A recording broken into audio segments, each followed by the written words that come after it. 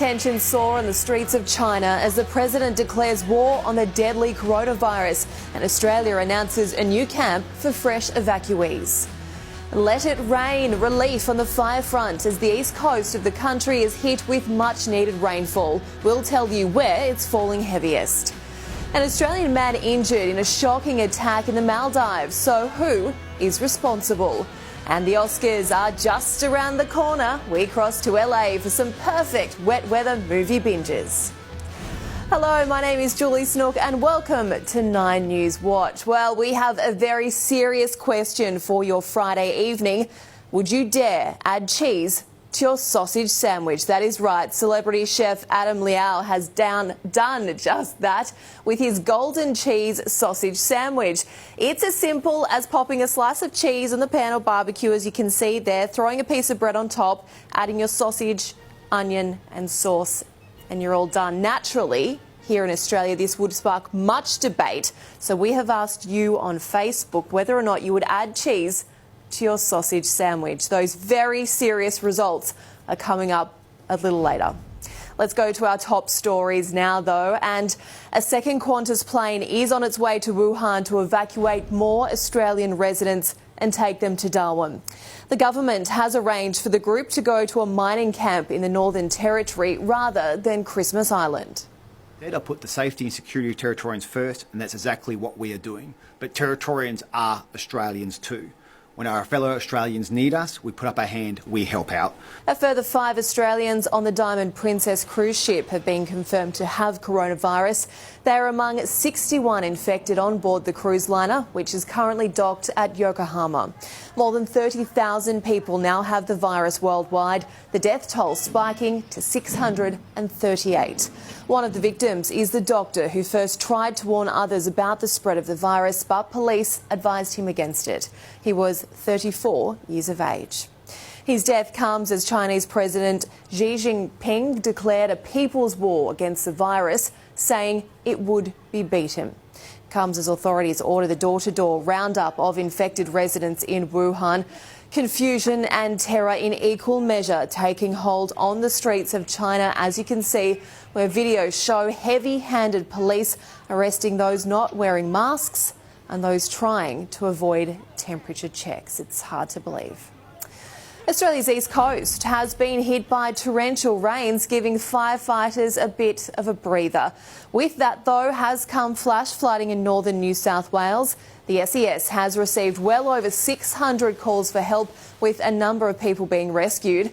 In Byron Bay, more than 280 millimetres has fallen in the past 24 hours, leaving cars submerged in underground car parks and businesses counting the cost. We've been here for 17, 18 years and I've never seen it like this before. Coffs Harbour has also been badly hit, as you can see in these images here. The sandbags are out. Motorists are being told not to drive through floodwaters, while surfers and rock fishermen are warned to stay away from beaches as well, with king tides forecast and weather warnings in place. Now, Sydney is expected to be hit with 100 millimetres of rain today. Some parts of the western suburbs likely to reach 150. But it's just the beginning, with plenty more on the way this weekend. The rain has shifted southwards, so the whole coast is now getting a drenching. We're certainly pleased as firefighters, as rural and farming communities across New South Wales and all those affected by these fires to see this welcome widespread rainfall. It's the best we've seen all season. And plenty of people will take a breath. Be careful on the roads out there this weekend, up in Queensland as well. But for now, in places such as Goulburn, this is such a welcome delight. NRL star Josh Reynolds will be free to play when the 2020 season begins, while a domestic violence charge against him is heard in the courts. The West Tigers hooker successfully applied today to have the case brought forward from July to April. He is pleading not guilty to 1 count of assaulting his estranged girlfriend. The decision to allow him to play follows an investigation by 9 News, which last night exposed his ex, Donna Prueska, for having 9 different aliases. Now, she allegedly told Reynolds her name was Arabella de Busso and that she was pregnant. Here's Reynolds outside of court today after being told of the NRL decision. If they are supporting me, I'm very happy with that decision. Thank you. Let's take you around the world now, and Donald Trump is rather enjoying himself after senators cleared him of wrongdoing in his impeachment trial. For once, he woke up in Washington happy about the headlines. You take that home, honey, maybe we'll frame it. It's the only good headline I've ever had in the Washington Post. But after lashing out at, quote, slippery fellow Republican Mitt Romney by the way of an attack advertisement, he was soon on the warpath again. His new target, former FBI Director James Comey. Because when I fired that sleazebag, all hell broke out. Russia, Russia, Russia. It was all... In a speech that lasted 62 minutes and without an auto cue, he also name-checked many of his allies and found time to call House Speaker Nancy Pelosi, who had ripped up his State of the Union address behind his back, a horrible person. So one chapter of the Trump presidency closes, another one, no doubt, soon begins. Shocking footage has emerged of an Australian in a blood-soaked shirt being taken to hospital on the back of a scooter in the Maldives. The 44-year-old man is a victim of a shocking attack in the tropical island paradise. Understood to be in the country on a working visa, he was targeted by 3 men along with 2 Chinese citizens. Police have described the incident as a terror attack. The extremists claim affiliation with Islamic State in a video posted online. Now take a look at this. It's mesmerising, haunting, beautiful even, but also worrying. Surveyors charting the melting polar ice caps witnessed this huge slab of glacier collapsing into the water on Anvers Island in Antarctica. At least 40 metres high, the towering block is estimated to weigh thousands of tonnes. This lasted several minutes, with witnesses on the boat saying it felt like the whole world started moving. It is the perfect weekend to get up to speed with this year's Oscar-nominated films. Today's Brooke Boney has broken it down for us ahead of next week's big event. Yes, g'day Snooky, and hello to you watching at home as well. We are only a couple of days away now from the Oscars here in Hollywood, and the excitement is building, but there's no host this year. There are a few epic presenters lined up though, and believe it or not, I've actually been told that the average look for an A-lister costs around $10 million. Don't worry though, I won't be spending that much on my outfit. I did want to take you through some of the favourites for the best categories, or for the biggest categories rather, this year. The one that's the favourite for Best Picture this year is the epic World War I drama 1917. It's been a tight race, but I think their win at the BAFTAs probably puts them just out in front of all of the others. If you don't get there in time, we will lose 1,600 men. All right, next up, let's have a look at who's going to take home the gong for Best Actor. The favourite is, and always will be, Joaquin Phoenix to take it home this year for his portrayal of the Joker. It's haunting, it was beautiful, mesmerising, and he is tipped to take it home. Oh, please, I'm Judy.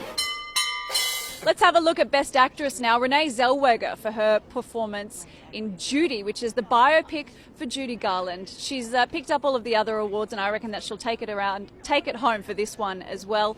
Best Supporting Actor. Now, we've heard some excellent speeches from this guy because he's picked up every single Best Actor category, Best Supporting Actor category rather, at all of the other awards show. I'm talking about none other than Brad Pitt. Fingers crossed he takes it home again, not just because it was an excellent performance, but because we'll get to hear another excellent speech from him. Moving on to Best Supporting Actress, and Laura Dern is picked for favourite for this one for her portrayal of a savage divorce LA lawyer in Marriage Story. That one's on Netflix, so if you haven't checked it out already, check it out tonight. But you know what? My fingers and toes are crossed for our golden girl, Margot Robbie, to take home the Best Supporting Actress award. God, that would be great, wouldn't it? And we will, of course, see you live on Monday morning from the heart of Hollywood, where all the action is happening on The Today Show. We cannot wait. Thank you so much, Brooke. I know exactly what I'll be doing in this wet weather this weekend. All right, let's head back to today's poll. And let's remember, this is a bit of Friday fun. We asked you whether you would add cheese to your sausage sanger, just like celebrity chef Adam Liao with his golden cheese sausage sandwich, sparking plenty of debate online. He makes it look so easy there. Well, 36% of you said yes, it is wrong. 64% of you say no. We don't have a problem with it. Nick Hull says cheese makes everything better. I agree with you there, Nick. Heather Teller said, add whatever you want, you're eating it. Fair point. Thank you so much for your comments. Now, before we go, 60 Minutes returns this Sunday. Here is a quick look at what's coming up. The playground's gone. A new dawn. The mega bushfire age. This is as bad as it gets. Tara Brown. The two dirty words, climate change. And of course the climate's changing. In the 60 Minutes war room. He's right. All the predictions, damn it, have turned out to be right. Patronising, ridiculous and absurd. What comes next? What? They're politicians. You elected them. Before we ridicule anyone. In the fight. That have essentially sabotaged these global negotiations. No, that's not right. We've complied with our international through an agreements. accounting trick. For our future. We've got to be far better than this. You got to pay that. We've already seen what 1 degree warming does to Australia. Imagine 4. It's going to be everyone living in a bunker. Sunday on 9 and 9 Now. That is 9 News Watch for the week. Thank you so much for your company. We will be back again Monday from 5:30 p.m. I'm Julie Snook. Have a wonderful weekend. Stay dry.